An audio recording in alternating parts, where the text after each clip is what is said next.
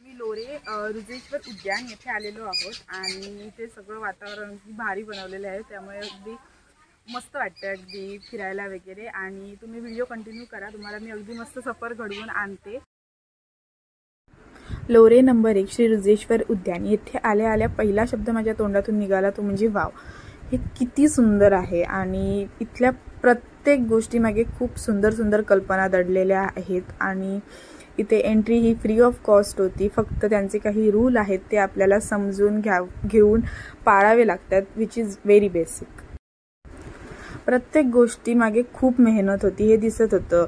Dustbin हे अशा प्रकारे क्रिएटिव्हिटीने बनवणं, त्याच्यानंतर ह्या मशरूम अम्ब्रेलाज असणं, बसण्यासाठी असे रॉक्स असणं, त्याच्यानंतर चेअर्स असणं, सगळं अगदी वेल मेंटेन होतं।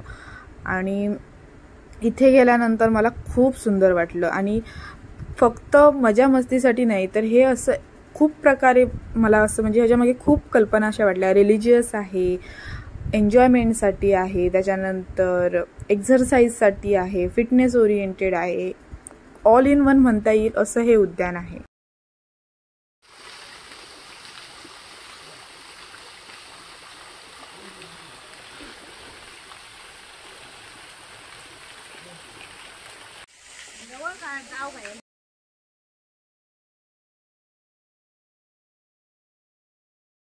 This place is not only about scenic beauty or just for travel. There are many things to do. There are many things oriented for fitness or for exercise. आणि अशा गोष्टी गावामध्ये असणं हे ग्रामस्थांसाठी खूप सुंदर आहे, कारण वयस्कर लोकांसाठी एक विरंगुळा असतो। आम्ही तिथे पोहोचलो त्यावेळी तिथे खूप वयस्कर लोक होती जी तिथे एक फेरफटका मारत होती, बसून शांत बसली होती।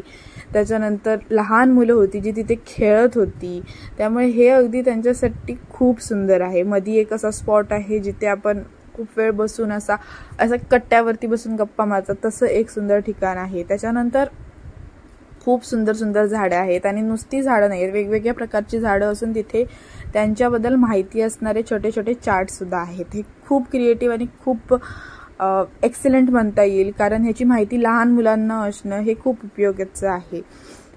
त्याच्यानंतर तिथे काही एरिया आहेत जिथे काही नियम आहेत, म्हणजे चप्पल घालून वगैरे जायचं नाहीये, दंगामस्ती न करणं हे खूप बेसिक आहे।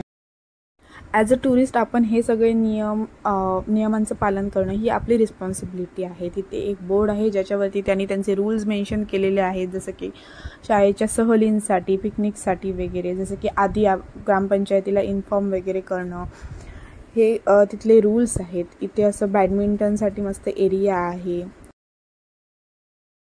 तिथे झोपाळा बघितल्या माझी बहीण पहिली तिथे धावली।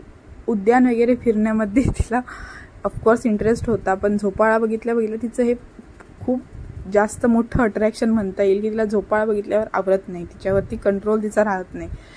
तिथे झोपाळ्यावरती गेली। त्याच्यानंतर तिथे खूप ठिकाणी सिटिंग एरिया केलेले आहेत, त्यामुळे हा पेबल रोड, मला हा पेबल रोड हे सगळ्यात जास्त हा पेबल रोडच आवडला, कारण असं आधी आपण टीव्हीमध्ये वगैरे बघायचो की असं एखादं मस्त की उद्यान वगैरे असणं, आणि आता आपल्या सिंधुदुर्गामध्ये एवढं सुंदर उद्यान आहे, खरंच खूप वाखाणण्याजोगं आहे।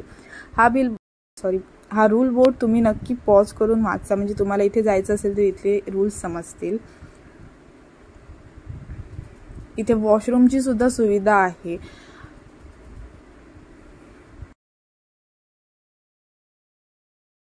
तुम्ही बघू शकता निसर्गाच्या सानिध्यात असलेलं हे उद्यान, आणि या उद्यानामध्ये असलेले ॲडव्हेंचर स्पोर्ट्स वगैरे किती सुंदर सगळं वाटत आहे। आणि हा प्रयत्न हा खूप वाखाणण्याजोगा आहे। मला हे सगळं खूप आवडलं। तुम्हाला हे आवडलं की नाही हे नक्की कमेंट करून सांगा। या व्हिडिओला जास्तीत जास्त लोकांपर्यंत शेअर करा आणि चॅनलला सबस्क्राईब करा, व्हिडिओला लाईक करा आणि आपल्या लोऱ्यामध्ये असलेल्या उद्यानाला नक्की भेट द्या आणि ह्या पक्ष्याचा देखील आवाज अनुभवा, किती सुंदर वाटत आहे। Thank you for watching.